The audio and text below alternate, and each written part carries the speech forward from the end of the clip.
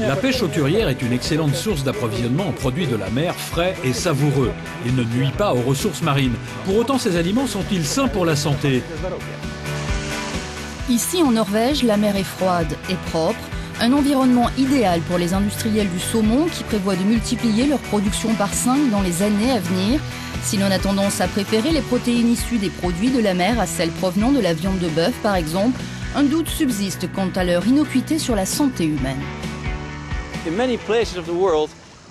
En de nombreux endroits du monde, l'eau est polluée par les activités humaines. Des plastiques, des substances chimiques et toutes sortes de déchets résultant de nos activités se retrouvent dans la mer. Or, les poissons les ingèrent et les accumulent dans leur organisme. Une fois mangés par l'homme, ces poissons constituent donc une menace potentielle en termes de santé publique. Un projet de recherche européen étudie actuellement ces nouvelles menaces et s'emploie à concevoir des moyens de lutte contre la pollution marine. Une mission dévolue à cette espèce d'algue à croissance rapide cultivée juste à côté de la pêcherie dans une ferme expérimentale. Son rôle, venir à bout des métaux lourds notamment. Les algues sont des filtres naturels. Elles sont capables d'absorber différents produits chimiques, mais aussi les résidus organiques et non organiques présents dans l'eau. Les algues nettoient tout.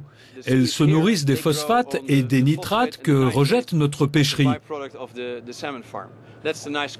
La combinaison saumon-algues fonctionne très bien. Les algues absorbent tout type de polluants.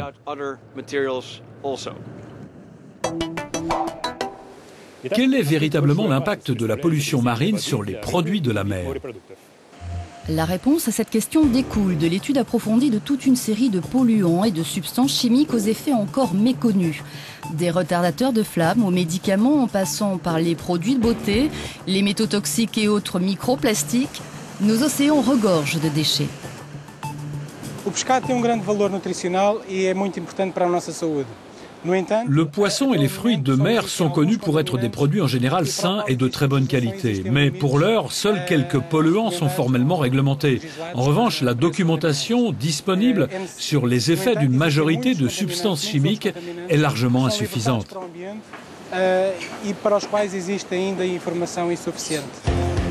Une situation aggravée par le changement climatique.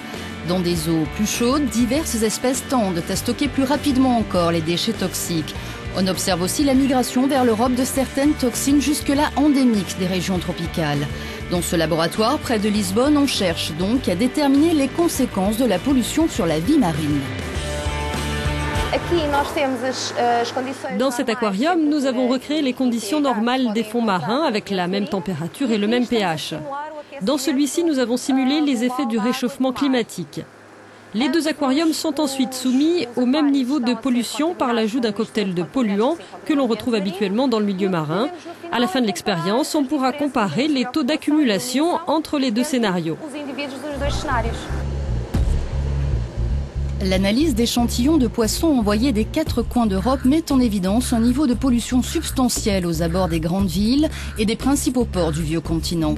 Ces chercheurs planchent aussi sur des équipements abordables tels que des biocapteurs dont pourraient s'équiper entre autres les professionnels de la pêche afin de savoir si leurs produits sont sans danger et donc propres à la consommation humaine.